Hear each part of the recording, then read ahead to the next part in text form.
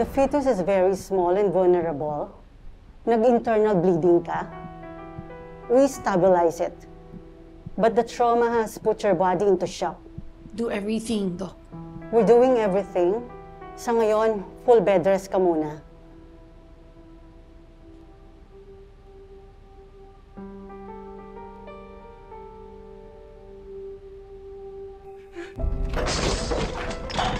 Sir Amado, tama na po.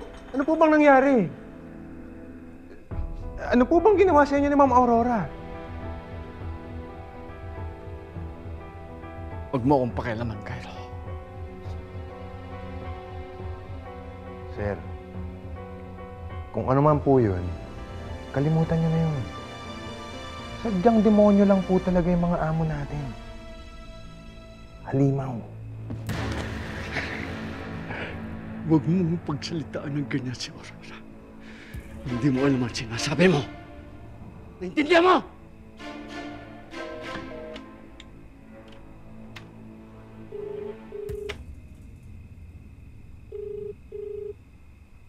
Damn you, Ruth. Hindi mo sinasagot ang mga tawag ko. Galvan, chill ka lang. Kanina ka pa ganyan. Wala naman sigurong mangyayari dun sa apo mo kay George na masama. Shut up, Vivian! Akin na nga yung alak.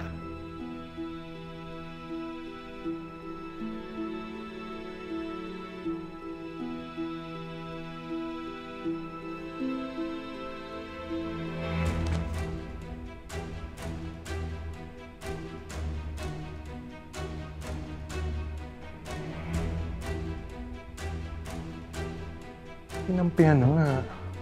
Musical pa.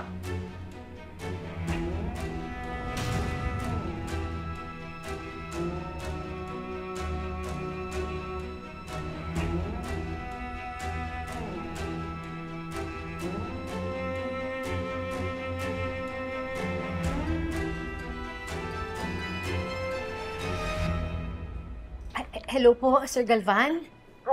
Kanina pa kita tinatawagan, Sorry po, Sir Galvan. Hawak po kasi ng anak ko yung telepono. Pero okay na po si George at yung apo natin. Kailangan lang pong obserbahan.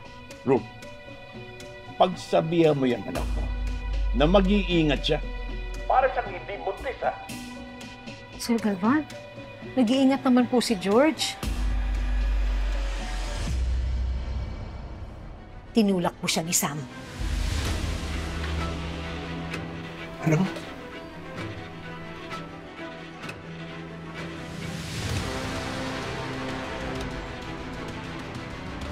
Thank you, Samantha!